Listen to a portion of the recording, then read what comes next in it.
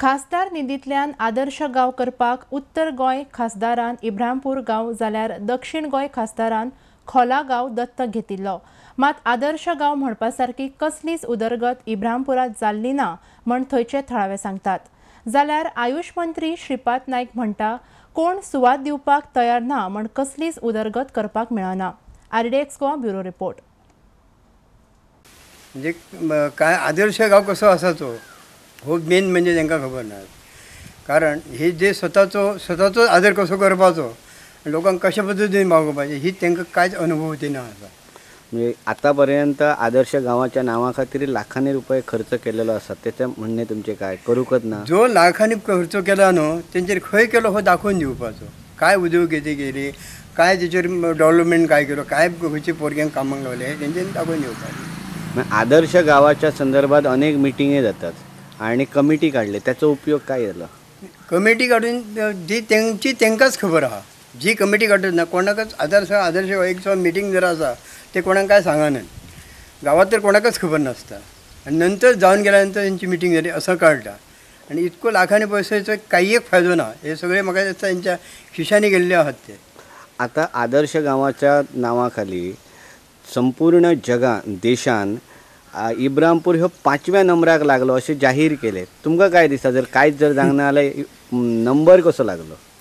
Number लागलो आता त्यांच्या हेतून कागदी पगदार लागलो असं वैयक्तिक पक्षात तुम्ही आता बघा की काय डेव्हलपमेंट केला जावं काय केला ह्या बघूनच ठरवचं असता न्हू बाबा आदर्श गाव माणसं कशी असत काय असत ह्याच्यावर अवलंबून असता। निवड झालेल्या इब्राहिमपूर गावात आपण आहोत आणि हा जो रस्ता इथून जो गेलेला आहे तो हळरणच्या बाजूने गेला आहे। तो हळरणवरून पीर्ण मार्गे म्हापशाला जाऊ शकतो आणि इथल्या लोकांना अतिशय सोयी सुविधा जर या रस्त्याची जर झाली तर इथं जवळ असलेल्या श्री शांतादुर्गा उच्च माध्यमिक विद्यालयामध्ये ही मुलं शिक्षण घेऊ शकतात। पण आज परिस्थिती अशी आहे की या मुलांना एकतर दोडामार्ग मार्गे जावं लागतं किंवा या बाजूनं सुके कुळण मार्गे जो मार्ग जो आहे आपल्या हायवे रोड 17 तिथं तरी जावं लागतं आणि या मुलांना शिक्षणाची अतिशय परवड चाललेली उच्च माध्यमिक स्तरावर। तर हा जर रस्ता जर केला इथं मग आदर्श ग्राम योजना असो किंवा आणखी काही असो तर या लवकरात लवकर हा रस्ता जर पूर्ण केला तर अतिशय या मुलांची सोयी सुविधा चांगल्या प्रकारे होऊ शकेल। जमीन कोण दिला आम्ही येतात तुमच्याबरोबर आमचा राजा मालकाकडे आम्ही या डेप्युटी कलेक्टर हो या सगळ्या प्रोजेक्टाचा प्रमुख असा।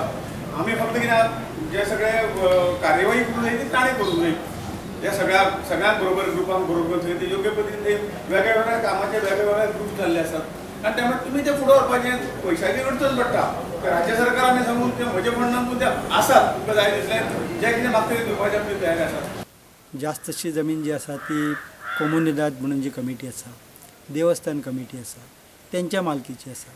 त्यांचे पदाधिकारी त्यांच्या जे जाणते लोक आसा त्यांच्याशी जर चर्चा करीत जाल्यार म्हाका दिसता तो प्रश्न सुटा शकता। ही चर्चा कोणी करपाची अशी दिसता सरकारान करून? सरकारान म्हणजे जे अधिकारी आसात किंवा त्यांचा जो कोऑर्डिनेटर आसा कोऑर्डिनेटरान फॉलो करप ते। कोऑर्डिनेटर सध्या कोण आसा? सध्या माझ्या माहिती प्रमाणे कोऑर्डिनेटर आसा ते डेप्युटी कलेक्टर आसता आणि डेप्युटी कलेक्टर पयलींचे जे आसले ते गेल्या उपरांत त्याच्या उपरांत 2 जाण झाले। ताका लागून तेणी कितें केल्लें आसा ते हेका खबर नासता, हेणी कितें केल्लें आसा तेका खबर नासता। सो आमच्या देशाची परिस्थिती तीच आसा।